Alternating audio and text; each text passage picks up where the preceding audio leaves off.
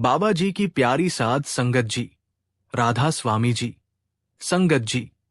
कहा जाता है कि जन्म से पहले ही भाग्य की लकीरें लिख दी जाती है और पूरा जीवन उन्हीं पूर्व निर्धारित राहों पर चलता है। हमारे शास्त्रों में इसका उल्लेख है कि हर घटना अपने समय पर ही घटती है और हम उसे बदल नहीं सकते। लेकिन यदि सब कुछ पहले से ही तय है तो फिर हमारे कर्मों का क्या मूल्य है? क्या इंसान का प्रयास व्यर्थ है या फिर भाग्य और कर्म एक दूसरे के पूरक है? जब हम असफल होते हैं तो दोष भाग्य को देते हैं, लेकिन जब सफलता मिलती है तो उसे अपने कर्मों का परिणाम मानते हैं। ये विरोधाभास हमें भाग्य और कर्म के वास्तविक संबंध को समझने से रोकता है। सच तो यह है कि ना ही भाग्य पूर्ण सत्य है और ना ही कर्म की शक्ति को नकारा जा सकता है। संगत जी, आज की इस साखी के माध्यम से हम इस गहरे प्रश्न को समझने का प्रयास करेंगे। ये साखी केवल एक साखी नहीं होगी, बल्कि आपके सोचने के दृष्टिकोण को भी बदल देगी। यह आपको सिखाएगी कि जीवन में केवल भाग्य के भरोसे बैठना सही नहीं है और ना ही ये मानना कि केवल कर्म से ही सब कुछ बदला जा सकता है। तो आइए इस प्रेरणादायक यात्रा में शामिल हो और जानिए कि भाग्य और कर्म का संतुलन कैसे बनाया जाए। संगत जी, साखी शुरू करने से पहले मेरा आप सभी से निवेदन है कि सच्ची श्रद्धा से कमेंट में राधा स्वामी जी जरूर लिखें। बाबा जी आपकी हर मनोकामना पूर्ण करें। चलिए संगत जी, साखी शुरू करते हैं। संगत जी, ऊंचे पहाड़ों के बीच एक प्राचीन मंदिर था, जिसके उस पार सोमपुर नाम का एक छोटा सा गांव था। गांव के आखिरी छोर पर मोहन अपनी छोटी बहन रेखा के साथ एक साधारण से घर में रहता था। उनके माता पिता का बचपन में ही निधन हो गया था। मोहन गांव में एक छोटी सी दुकान चलाता था, जिससे उनका गुजर बसर चलता था। हर दिन दुकान बंद करने के बाद मोहन घर लौटता, रेखा के हाथ का बना खाना खाता और दोनों मिलकर दिन भर की बातें करते। लेकिन उस रात जब रेखा खाना परोस रही थी, उसने गंभीर लहजे में कहा, भैया, हमें अपनी दुकान को बड़ा करने के बारे में सोचना चाहिए। इस तरह तो हमारी कमाई भी पूरी नहीं होती और हम बस जैसे तैसे गुजारा कर रहे हैं। मोहन ने मुस्कुराते हुए जवाब दिया, अरे रेखा जैसी हमारी किस्मत होगी वैसा ही मिलेगा। मेहनत करने से कुछ नहीं बदलता, भाग्य ही सब तय करता है। रेखा बोली, भैया मां हमेशा कहती थी कि मेहनत करने वालों का भाग्य भी बदल सकता है। हमें कोशिश करनी चाहिए, नहीं तो हम हमेशा ऐसे ही रहेंगे। मोहन ने सिर हिलाते हुए कहा, तू भी ना रेखा, 2 वक्त की रोटी मिल रही है, यही काफी है, ज्यादा सोचने से कुछ नहीं बदलेगा। इतना कहकर वो सो गया। लेकिन रेखा देर रात तक छत पर बैठी आसमान को देखती रही। उसके मन में एक ही सवाल था, क्या सच में भाग्य को बदला नहीं जा सकता? अगर मां आज होती तो क्या वो भी भैया की तरह सोचती, या फिर मुझे सही राह दिखाती? यही सोचते हुए उसकी आंख लग गई। लेकिन उसके मन में एक नया संकल्प जन्म ले चुका था। वो अपने भाई को ये साबित करके दिखाएगी कि मेहनत और कर्म ही असली ताकत है, भाग्य नहीं। अगले दिन सुबह जब मोहन खाना खाकर दुकान जाने के लिए तैयार होता है, तभी रेखा कहती, भैया रुकिए तो। मोहन ने कहा, क्या हुआ रेखा, कोई काम है? कुछ बाजार से लाना है क्या? रेखा ने कहा, नहीं भैया, आप दुकान जाएं, उससे पहले पास के जंगल से कुछ लकड़ियां ले आइए। मोहन ने कहा, ठीक है बहन। इतना कहकर वो घर से निकलकर जंगल की ओर बढ़ने लगता है। यहां रेखा भाई के लौटने की राह में आंख लगाए बैठी थी। उधर जंगल पहुंचते ही मोहन लकड़ियां जुटाने में लग जाता है। लकड़ियां काटते वक्त अचानक उसके हाथ में चोट लग जाती है। दर्द से करहाते हुए वो सोचता है, थोड़ा आगे चलकर देखता हूं, शायद कोई और भी जंगल में लकड़ियां लेने आया हो तो मदद मिल जाएगी। इधर घर के बाहर बैठी रेखा भाई का इंतजार कर रही थी। वो सोचती है कि सुबह से दोपहर हो गई, लेकिन भैया की कोई खबर नहीं, ऐसा क्या हो गया होगा? हे भगवान, भैया सलामत हो। भरी दोपहर में सुनसान गली में बैठी रेखा के मन में बहुत सारे सवाल उठ रहे थे। दूर पहाड़ों के बीच से आती मंदिर की घंटियों की आवाज उसकी उलझनों को और बढ़ा रही थी। उधर मोहन मदद की तलाश में मंदिर तक जा पहुंचा। वहां किसी को ना पाकर वो चिल्लाने लगा, सुनिए, कोई है क्या? मुझे मदद चाहिए, चोट लग गई है। मोहन की आवाज सुनकर एक आदमी बाहर आया। उसने देखा कि एक नौजवान लड़का खड़ा है जिसके हाथ पर चोट लगी हुई है। वो आदमी मंदिर के अंदर गया और कुछ औषधिय ले आया और उसकी चोट पर औषधीय पत्तों का लेप लगाने लगा। वो आदमी मंदिर की सफाई और देखभाल का काम करता था। तभी पीछे से एक आवाज आई, भैया क्या हुआ और ये चोट कैसे लगी? मोहन ने आश्चर्य से कहा, रेखा, तुम यहां? रेखा कहती है, हां भैया, सुबह से दोपहर हो गई थी। आपकी राह देखती रही, लेकिन आप नहीं आए। ऊपर से ये मंदिर की घंटियों की आवाज मुझे यहां खींच लाई। आपको क्या पता मन में कितनी उलझनें पड़ रही थी। आपके बारे में सोचकर बेचैनी हो रही थी। तब मंदिर के पुजारी ने कहा, बेटा, अपनी चोट का ध्यान रखना, धीरे धीरे ठीक हो जाएगा। मोहन उस आदमी का आभार व्यक्त करता है और रेखा से कहता है, चलो बहन रेखा, अब घर चलते हैं। रेखा कहती है, भैया, मैंने सुना है कि इस मंदिर में एक विद्वान ब्राह्मण रहते हैं जो ग्रंथों और पुराणों का गहरा ज्ञान रखते हैं। चलिए ना, उनके पास चलते हैं। तभी वो मंदिर का पुजारी कहता है, हाँ बेटा, आज महर्षि मुनि मंदिर में ग्रंथों का पाठ कर रहे हैं। वैसे ये सबका सौभाग्य नहीं होता कि उनसे मिल पाए। तुम अपना अवसर खो मत देना। उनसे मिलकर सारी उलझनें दूर हो जाती है और जीवन को नई दिशा मिल जाती है। ये सुनकर रेखा खुद को रोक नहीं पाई और अपने भाई मोहन का हाथ पकड़कर उसे वहां ले जाती है। जब रेखा और मोहन महर्षि के पास पहुंचे, उस समय महर्षि अपने ग्रंथों में गहरे डूबे हुए थे। उनकी ऊर्जा को देखकर रेखा और मोहन कुछ देर तक बस उन्हें देखते रहे। फिर रेखा मोहन का हाथ पकड़कर महर्षि के सामने बैठ जाती है। रेखा पहले महर्षि मुनि को प्रणाम करती है। तब महर्षि की नजर उन दोनों पर पड़ती है। रेखा कहती है, हे गुरुवर, मैंने सुना है कि आपके शब्दों से जीवन की सारी उलझनें सुलझ जाती है। कृपया आप हमारी उलझनों को सुलझा दीजिए। मोहन को पहले से ही इन बातों में कोई लगाव नहीं था। वो बस बैठकर रेखा और महर्षि को देखता रहा। तभी महर्षि ने पूछा, बेटी, ऐसी कौन सी बात है जो तुम्हारे मन में उलझन पैदा कर रही है? रेखा ने उत्तर दिया है, गुरुवर, मेरे जीवन में दो ही उलझनें हैं, एक भाग्य और दूसरी कर्म। फिर रेखा ने और कहा है, गुरुवर, क्या सच में हर इंसान का भाग्य जन्म से पहले ही लिखा जाता है? क्या हमारा भविष्य पहले से ही निर्धारित है? तो फिर मां क्यों कहती थी कि हमें अपने कर्म करते रहना चाहिए, हमेशा आगे बढ़ने की कोशिश करनी चाहिए? हे गुरुवर, अगर भाग्य पहले से ही तय है और जो होना है वही होगा, तो फिर हम कर्म क्यों करें? रेखा आगे कहती है, हे गुरुवर, कुछ लोग तो ये भी कहते हैं कि कर्म ही भाग्य लिखता है।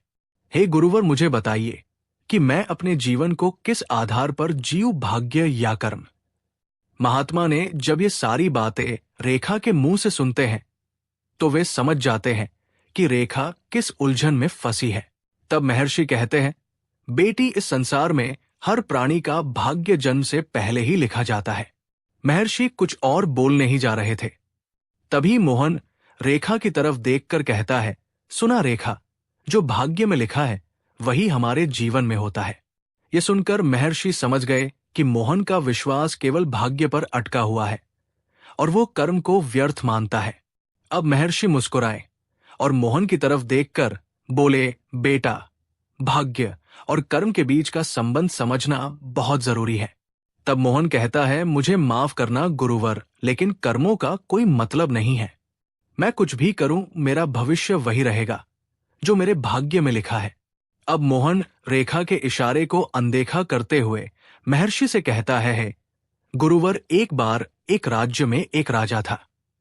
एक दिन राजा को अपने राजगुरु से यह पता चला कि उसकी आयु सिर्फ 45वें वर्ष तक ही है। यह सुनकर राजा भयभीत हो गया और उसने खुद को महल में बंद कर लिया। उसने सोचा कि अगर वो कहीं नहीं जाएगा तो उसे कोई नुकसान नहीं होगा। समय गुजरता गया और वो दिन भी आ गया, लेकिन 45वें वर्ष में महल की एक दीवार गिर गई और राजा उसके नीचे दबकर मर गया। फिर मोहन कहता है गुरुवर, वह तो एक राज्य का राजा था, फिर भी भाग्य का लिखा नहीं मिटा सका। मोहन की कहानी सुनकर महर्षि मुस्कुराने लगे। महात्मा की हंसी देखकर मोहन और रेखा सोच में पड़ गए। फिर महात्मा ने मोहन की तरफ देखकर कहा, बेटा, या तो तुमने आधी कहानी सुनी है, या फिर जिसने तुम्हें ये कहानी बताई उसे इसका पूरा ज्ञान नहीं था। अब महात्मा की बात सुनकर मोहन खुद उलझन में पड़ गया था। उसके चेहरे के भाव गंभीर देखकर महर्षि फिर बोले, बेटा, कहते हैं कि आधा अधूरा ज्ञान नुकसानदायक है। मोहन ने फिर कहा, माफ कीजिए गुरुवर, मुझे बात कुछ समझ में नहीं आई। महर्षि मोहन की तरफ देखते हुए बोले, बेटा, कहानी तो तुमने सही बताई, लेकिन शायद तुम्हें आधी ही पता है। महर्षि बोले, अगर तुम्हें पूरी कहानी पता होती तो तुम कर्म और भाग्य के अनोखे संबंध को समझ गए होते और तुम्हारे जीवन में ये उलझने नहीं होती। तभी रेखा महर्षि की तरफ देखकर हाथ जोड़ते हुए बोली, हे गुरुवर, हमें माफ कीजिए और कृपया हमें इस कहानी का पूरा ज्ञान दीजिए। अब धीरे धीरे महर्षि की बातें मोहन को भी आकर्षित करने लगी और वो भी ध्यान से महर्षि की बातें सुनने लगा। महर्षि ने कहा, दीवार गिरने से सभी को ये लगा कि राजा दीवार के नीचे दबकर मर गए, क्योंकि उस दिन उनका 45वां जन्मदिन था और राजगुरु के अनुसार वही उनका अंतिम दिन था। लेकिन कुछ घंटों बाद पता चला कि राजा जिंदा है, बस उन्हें गहरी चोट आई थी। राजा खुद आश्चर्यचकित थे। फिर राजगुरु ने बताया है, राजन, आप चाहते तो अपने भाग्य के लिखे को मानकर दीवार के नीचे दबकर मर सकते थे, लेकिन आपने अपने कर्म यानी खुद को बचाने की कोशिश की और इसी वजह से आपकी मृत्यु केवल एक चोट में बदल गई। तभी मोहन महर्षि की तरफ देखकर बोला है, गुरुवर, आपकी बातों से हमें थोड़ा थोड़ा समझ आ रहा है, लेकिन कुछ संकोच अभी भी मन में है। तभी महर्षि बोले, बेटा, कोई बात नहीं, आज मैं तुम्हें भाग्य और कर्म के अनोखे संबंध के बारे में एक अच्छी कहानी के माध्यम से विस्तार से समझाऊंगा।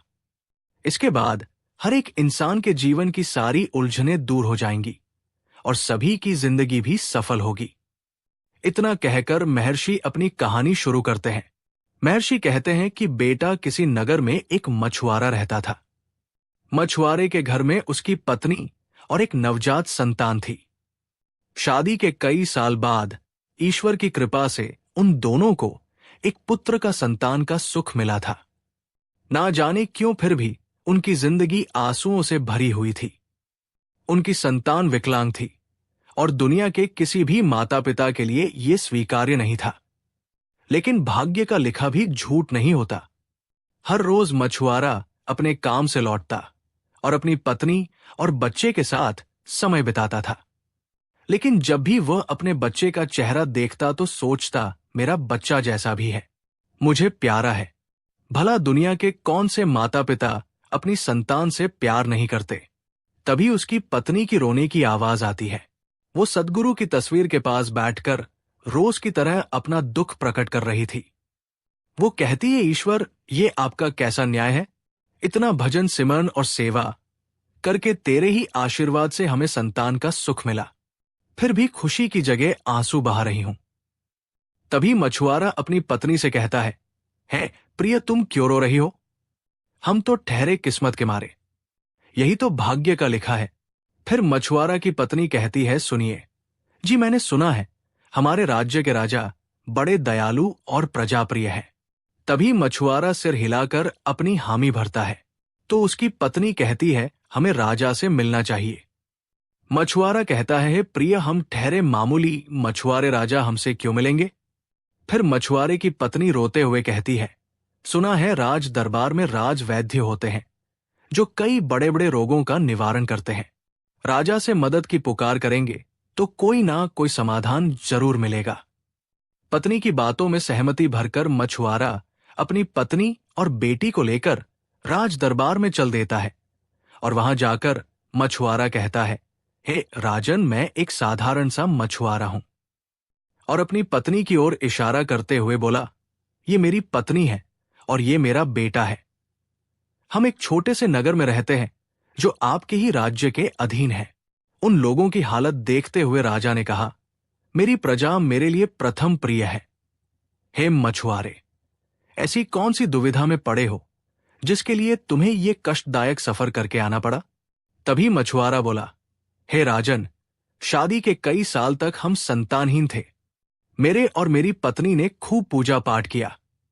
तब भगवान की कृपा से हमें संतान सुख मिला। लेकिन महाराज, मेरा बेटा जन्म से विकलांग है। ये दुनिया के किसी भी माता पिता के लिए सहज नहीं है। नगर भर में हर संभव कोशिश कर ली पर कोई लाभ नहीं मिला। मछुआरे की बातें सुनकर राजा ने कहा, है मछुआरे, तुम निसंकोच बेझिझक बोलो। अगर तुम्हें किसी सहायता की आवश्यकता हो तो मुझे बताओ, मैं समझ जाऊंगा। तभी मछुआरे की पत्नी ने कहा, है महाराज, हमारे नगर की एक महिला से पता चला कि राज दरबार के राज्य वैद्य अनेक रोगों के निवारण के ज्ञान रखते हैं और बड़े ही ज्ञानी वैद्य हैं। अगर मेरी बेटी की भी वो जांच करे तो हो सकता है हमारा बेटा सक्षम हो जाए।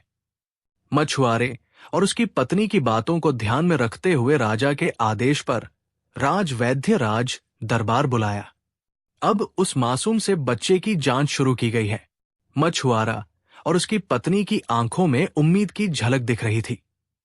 कई घंटों की जांच के बाद जहां सभी के मन में उम्मीद का दीप जल रहा था, वो अचानक बुझ गया जब विभिन्न औषधियों के ज्ञान रखने वाले राज वैद्य ने कहा, माफ करना महाराज, पर शायद ये संभव नहीं है कि ये बच्चा सक्षम हो सकता है।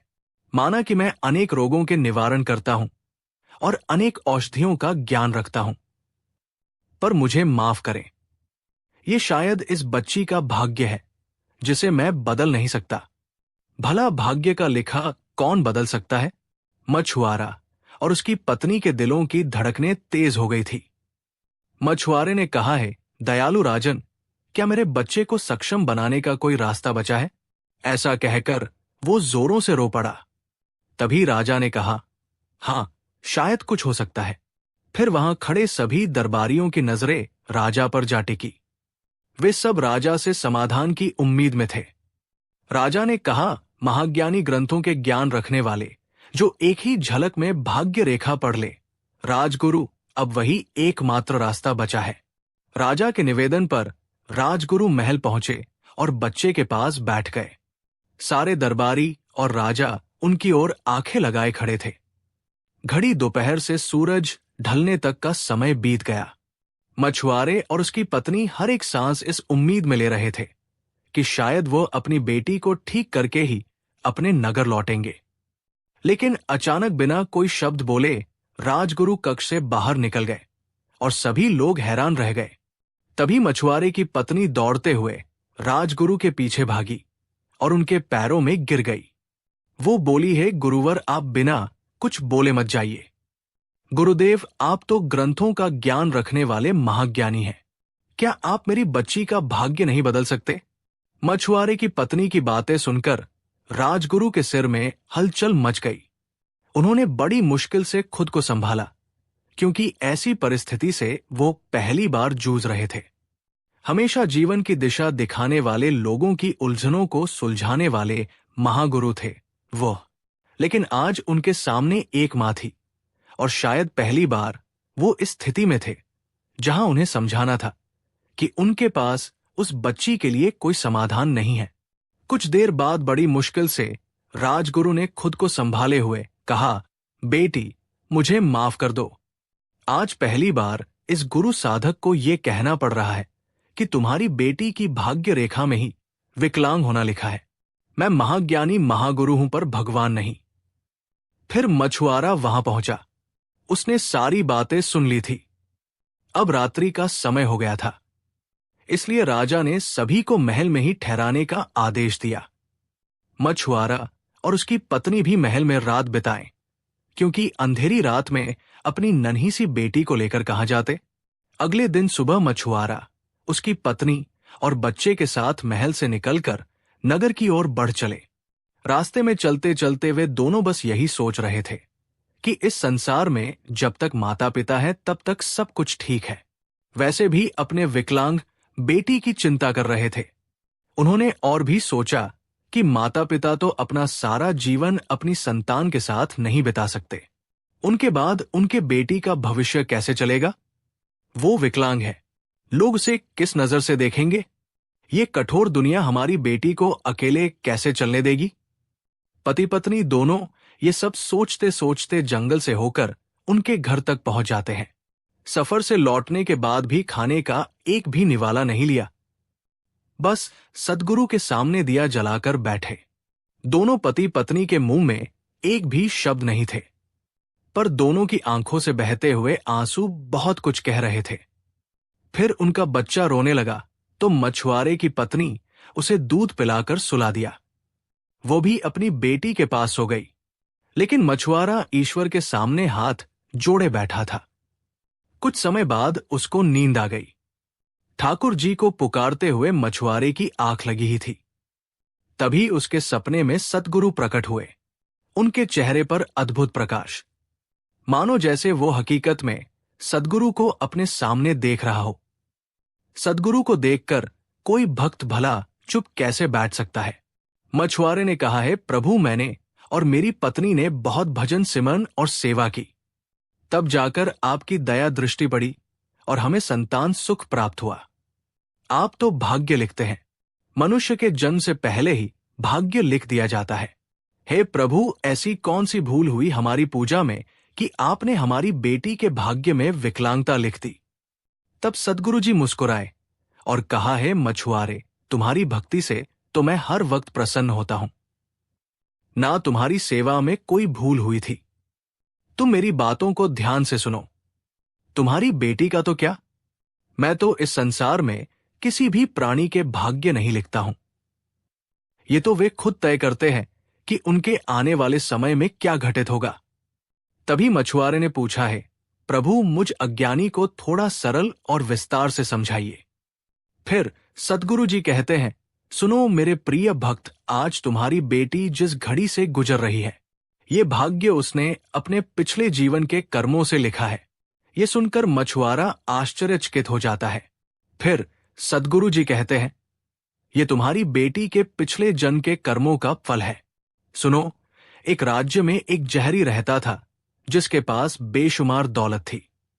जहरी की 3 कन्याएं थी और तुम्हारी बेटी उस जहरी की कनिष्ठ कन्या थी और अपने पिता की सबसे प्रिय बेटी थी, लेकिन उतनी ही अहंकारी भी। रूप, गुण, बुद्धि और धन से भरपूर उसका जीवन था। हे मछुआरे, शायद किसी जन्म के पुण्य का फल था जिसकी वजह से उसे ये दुर्लभ जीवन मिला था। पर अक्सर मनुष्य यहीं पर चूक जाता है। वो ये भूल जाता है कि ये दुर्लभ जीवन उसे उसके अच्छे कर्मों के फल स्वरूप मिला है। सही मार्ग पर चलकर उसे सफल बनाने की जगह सब कुछ पाकर वो अहंकारी बन जाता है। एक दिन नगर में मेला लगा था और वो कन्या भी मेले में घूम रही थी। तभी अचानक भीड़ की वजह से एक विकलांग भिखारी उस कन्या से टकराकर नीचे गिर गया। उस बेचारे को माफी मांगने और मदद करने की जगह उसने उसे अपमान भरी बातें कही और कहा, खुद को संभाल नहीं पाते हो तो घर बैठ जाओ। मुझे तो तुम्हें देखकर ही घृणा आ रही है। सारे लोग उस कन्या की तरफ देख रहे थे। आखिरकार वो अमीर घराने की जो थी, उस बेचारे भिखारी को चोट भी आई थी और वो इतना असहाय महसूस कर रहा था कि उसने मन में सोचा है, प्रभु जब ऐसे निर्दय लोग मेरे जैसे असहाय महसूस करेंगे तो उन्हें समझ आएगा कि मैं किस पीड़ा से गुजर रहा हूं। बस इसी कारण से ही तुम्हारी कन्या अपने ही कर्मों का फल भोग रही है। ये सुनकर मछुआरा थोड़ी देर के लिए ना कुछ बोल पाया ना सोच पाया। फिर सद्गुरु जी ने कहा, सुनो मेरे प्रिय भक्त, चिंतित मत हो। जब तुम एक पुण्य आत्मा के रूप में जन्म लेते हो तो तुम्हारे जीवन में कठिनाइयां और संघर्ष जरूर होंगे, क्योंकि इस दुनिया में हर आत्मा को कुछ ना कुछ कष्ट भोगना पड़ता है ताकि वो अपने पिछले कर्मों को समाप्त कर सके। लेकिन याद रखो, तुम्हारी बेटी के जीवन में जो कठिनाई है वो उसकी परीक्षा है। यदि वो धैर्य और साहस से इन कठिनाइयों का सामना करती है तो वो अपने भाग्य को भी बदल सकती है। एक दिन वो भी कार्य करेगी जिसकी कल्पना तुमने अपने जीवन में की थी। फिर मछुआरे ने भावुक होकर पूछा है, प्रभु क्या मेरी बेटी भी अपनी किस्मत बदल सकती है? तब सद्गुरु ने उत्तर दिया, अवश्य, मेरे प्रिय भक्त कर्मों से ही भाग्य बनता है। ये तो मनुष्य की निजी सोच है कि भाग्य विधाता की देन है, क्योंकि मनुष्य आज भी कर्म की शक्ति को नहीं पहचान पाया है, और इसी वजह से वे कभी अपनी तो कभी किसी अन्य व्यक्ति की बातों में आकर अपने अंदर की ताकत को नहीं पहचान पाते हैं और अपनी किस्मत को दोषी ठहरा बैठते हैं। अब सद्गुरु ने कहा, सुनो मेरे प्रिय भक्त, तुम मेरे शब्दों को ध्यान से सुनो। तुम्हारी पुकार पर ही मैं यहां आया हूं, तुम्हें इस पीड़ा से मुक्त करने। तभी मछुआरे ने कहा है, प्रभु, मुझे क्या उपाय करना चाहिए जिससे मेरी बेटी इन पीड़ादायक कर्मों से मुक्ति मिल जाए और एक सक्षम जीवन जी सके। तभी कुल मालिक परमपिता परमेश्वर ने कहा, यदि तुम चाहते हो कि तुम्हारी बेटी को इस पीड़ा से मुक्ति मिले तो याद रखो, तुम खुद ही अपनी बेटी का भाग्य बदल सकते हो। यदि तुम और तुम्हारी पत्नी माता पिता होने के नाते अपनी बेटी को सही और गलत का ज्ञान और अच्छे संस्कार दोगे तो वो अपनी जिंदगी में बदलाव ला सकती है। जब वो दूसरों की पीड़ा को समझेगी, अपने से बड़े लोगों का सम्मान और आदर करेगी और सभी को प्यार देगी, तब उसके अच्छे कर्म ही उसे इस पीड़ा से मुक्ति दिलाएंगे। ऐसे ही वो एक सुखी और सक्षम जीवन जी सकेगी। फिर सद्गुरु जी ने कहा, याद रखो, मनुष्य का जीवन एक दुर्लभ जीवन होता है। मनुष्य क्या कुछ नहीं कर सकता। यदि वह मेरी दी गई शक्ति को पहचान ले, वो अपने भाग्य को भी बदल सकता है। इस संसार का हर प्राणी मेरे प्रिय है, क्योंकि वे सभी मेरी संतान हैं। इसलिए मैंने सभी के झोली को समान रूप से भरा है। ये पूरा संसार मेरा है, तो मेरी संतानों का भी समान अधिकार है।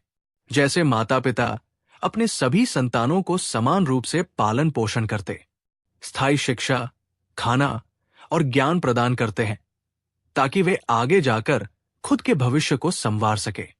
ये तो सब संतान पर निर्भर करता है कि वे धैर्य के साथ कितनी कोशिश करते हैं, किस रास्ते पर जाते हैं, और आगे जाकर जो भी अच्छा या बुरा चुनते हैं, उसी हिसाब से उनका जीवन बनता है। ये सब सुनने के बाद मछुआरा ने कहा, हे प्रभु, आपकी कृपा से आज इस अज्ञानी को थोड़ा ज्ञान मिला है।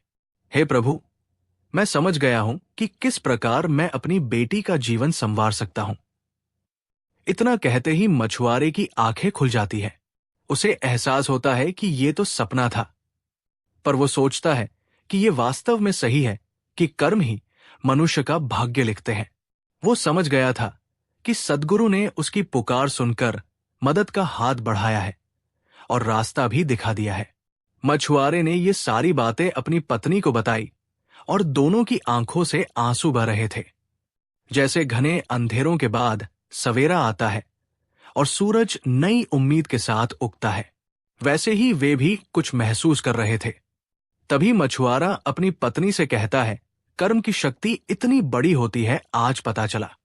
उसकी पत्नी कहती है, हाँ स्वामी, कर्म ही बड़ा है और कर्म ही सत्य है। अब हमारी बेटी भी अपने कर्मों से अपनी भाग्य लिखेगी। उसी दिन से मछुआरा और उसकी पत्नी एक नई उम्मीद के साथ अपनी बेटी का लालन पालन करने लगे। धीरे धीरे कई साल गुजर गए, पर मछुआरा और उसकी पत्नी वही उम्मीद के साथ मन में बिना कोई संकोच रखे बस अपना कर्तव्य पूरा कर रहे थे। अब उनकी कन्या भी 12 साल की हो चुकी थी। वो अपनी माता पिता की बताई राह पर चल रही थी। प्यासे को पानी पिलाना, भूखे को खाना देना, छोटी सी उम्र में ही लोगों की दुख तकलीफों को समझना और बड़ों का आदर सम्मान करना, वो तो अब नगर में सभी की प्रिय बन गई थी। सब कहते थे, ये तो हमारी बेटी है। एक दिन मछुआरे की बेटी अपने घर के पास गांव के चौराहे पर खेल रही थी। तभी एक राहगीर जो नगर को पार कर सफर में आगे बढ़ रहा था, कड़ी धूप के कारण चक्कर खाकर गिर गया। किसी तरह गांव वालों की मदद से मछुआरे की बेटी उसे अपने घर ले आई और बहुत देखभाल की। जब उस राहगीर को होश आया तो उसने अपना आभार प्रकट करते हुए कहा, बेटी, तुम उम्र में छोटी हो पर हृदय तुम्हारा बड़ा है। सद्गुरु तुम्हारा भला करे। तभी राहगीर की नजर उस कन्या के हाथ पर गई। उसने मछुआरे की तरफ देखा और बोला, बेटी ये क्या हुआ है? तब मछुआरा मन में बिना कोई दुख और संकोच रखे कहा, महाशय ये मेरी बेटी है, जन्म से विकलांग है, पर हमें और हमारी बेटी को अपने कर्म और कोशिश पर भरोसा है। एक दिन मेरी बेटी सक्षम हो जाएगी। ये सब सुनकर राहगीर अचानक बिस्तर से उठकर कहने लगा, कृपया मेरा थैला दे दीजिए। वहां खड़े सारे लोग आश्चर्यचकित होकर उस राहगीर को देख रहे थे। मछुआरे और उसकी पत्नी सोच में पड़ गए। वे मन में सोच रहे थे कि शायद उनकी बेटी की विकलांगता इस राहगीर को पसंद नहीं आई, इसलिए वो अपना थैला लेकर यहां से जाना चाहते हैं। इसी बीच मछुआरे की बेटी ने वो थैला राहगीर को दे दिया। तब राहगीर ने कहा, बेटी ये तो कुछ भी नहीं, दरअसल मैं हड्डियों का वैद्य हूं। ना जाने कितने पुरखों से हमारी हर पीढ़ी इस काम को करती आ रही है। हमारी प्यारी सी बिटिया को मैं ठीक कर दूंगा। ये सुनकर मछुआरा और उसकी पत्नी खुशी से कुछ भी बोल नहीं पाए। फिर राहगीर ने मछुआरे की बेटी के हाथ पर मरहम पट्टी करनी शुरू की और मछुआरे की तरफ देखकर कहा, 1 महीने बाद बिटिया का हाथ पूरी तरह से ठीक हो जाएगा। ये कहने के बाद वो राहगीर वहां से निकलकर अपनी यात्रा पर आगे बढ़ गया। 1 महीना भी बीत गया। ठीक 1 महीने बाद मछुआरे की बेटी बोलने में सक्षम हो गई। मछुआरा और उसकी पत्नी बहुत खुश थे, मानो दुनिया की सारी खुशी उन्हें मिल गई हो। मछुआरा ने अपनी बेटी को सबसे पहले सद्गुरु की फोटो के आगे दीप जलाने के लिए कहा और सद्गुरु के समक्ष हाथ जोड़कर उनका धन्यवाद किया। देखते ही देखते 8 साल बीत जाते हैं। अब मछुआरे की बेटी युवावस्था में पहुंच जाती है। अब वो इतनी सक्षम हो जाती है कि ना केवल उसका हृदय बड़ा है, बल्कि उसकी कार्यकौशल, बुद्धि और सुंदरता के बारे में पूरी नगर में नहीं, बल्कि पूरे राज्य में सिर्फ उसी की चर्चा होती है। फिर किसी तरह ये बात राजा तक पहुंचती है। दरअसल आसपास के राज्य के राजा उसकी प्रशंसा किए बिना नहीं रहते। वे राजा से कहते हैं, महाराज आप तो भाग्यशाली हैं। ऐसी चमत्कारी प्रतिभा जो आपके राज्य में है, वे और भी कहते हैं, आपके राज्य का नाम तो स्वर्ण अक्षरों में लिखा जाएगा। अब तो राजा भी बेचैन हो गए थे। उस प्रतिभा से मिलने के लिए आखिर उन्हें क्या पता था कि वो उस मछुआरे की बेटी है और वो उस प्रतिभाशाली कन्या से पहले ही मिल चुके हैं। अब बिना समय गंवाए राजा अपनी सेना के साथ निकल पड़ते हैं। रास्ता ढूंढते ढूंढते राजा अब उस मछुआरे की नगरी में पहुंच जाते हैं।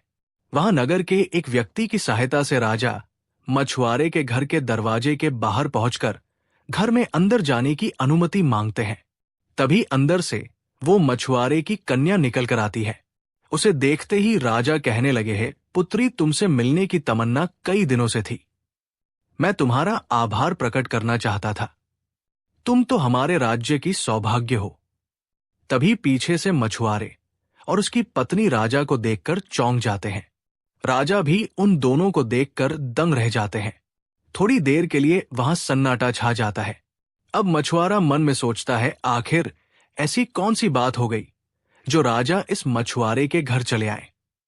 कहीं मेरी बिटिया से कोई गलती तो नहीं हो गई? हे भगवान, बड़े ही मुश्किल से मेरी बेटी की जिंदगी में खुशी आई है। तभी अचानक राजा ने कहा, ये मैं क्या देख रहा हूं? क्या ये कन्या आपकी बेटी है? पर वो तो सक्षम नहीं थी। फिर ये चमत्कार कैसे हुआ?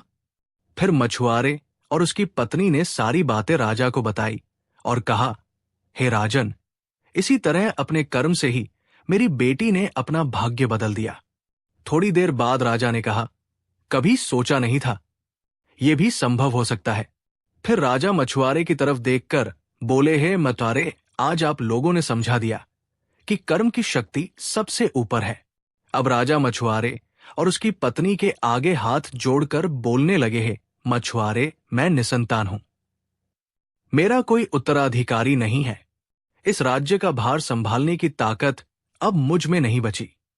मैं चाहता हूं कि ये प्रतिभाशाली कन्या अपनी सूझबूझ और समझ से इस राज्य का शासन भार संभाले। राजा के मुंह से ये सब सुनकर मछुआरे की पत्नी रो पड़ी और बोली, नहीं राजन, ये नहीं हो सकता। आप हमें माफ कर दीजिए। हमारी बेटी ही हमारे जीवन की पूंजी है। वो हमारी खुशी है। मेरी बेटी मेरी जान है। हम उसे आपको नहीं सौंप सकते। तभी राजा मछुआरे की पत्नी की तरफ देखकर बोले, नहीं जी, मुझे पता है संतान तो माता पिता के प्राण में बसते हैं।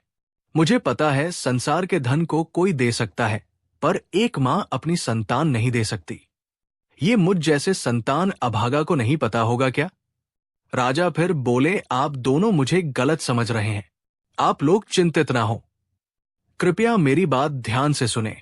हे मछुआरे, हे देवी, मैं चाहता हूं कि आपकी तथा हमारी राज्य की ये प्रतिभाशाली कन्या राज्य सिंहासन पर बैठकर शासन भार संभाले, और आप लोग भी अपनी बेटी के साथ सम्मानपूर्वक अपना जीवन व्यतीत करें। ये मेरा निवेदन है। राजा कहते हैं, ये सिर्फ मेरे लिए नहीं बल्कि पूरे राज्य के भविष्य की बात है। आशा है आप समझेंगे। इसी तरह से मछुआरा और उसकी पत्नी राजा की बातों में हामी भरकर अपनी बेटी को साथ महल में रहने लगे। मछुआरे की कन्या, जिसका नाम अवंतिका था, वो भी राजा के कहे अनुसार राजगद्दी पर बैठकर राज्य का शासन भार संभालने लगी। अब तो आसपास के राज्यों में भी हलचल मच गई थी। लोग भी अपनी नई शासिका की प्रशंसा किए नहीं थकते थे। अब मछुआरे और उसकी पत्नी बस यही सोच रहे थे कि हे ईश्वर, आपने सही कहा था। यदि कोई मनुष्य अपने कर्मों पर भरोसा करे तो वो किसी भी असंभव को संभव बना सकता है। वो उस जगह पहुंच सकता है जहां किसी ने कभी कल्पना भी नहीं की होगी। अब मंदिर में बैठे हुए महर्षि मोहन और रेखा की तरफ देखकर बोले, बच्चों, आशा है अब तुम लोग समझ गए होंगे भाग्य और कर्म के इस अनोखे संबंध को, और अब कभी भी तुम लोग उलझनों में नहीं पड़ोगे। तब मोहन ने कहा है, गुरुवर, मुझे समझ में आ गया कि भाग्य हमें रास्ता दिखाता है, लेकिन कर्म वो है जो हमें मंजिल तक पहुंचाता है। और मोहन ने आगे कहा, मैं हर रोज अपनी किस्मत के भरोसे आसमान आसमान की तरफ देखता था।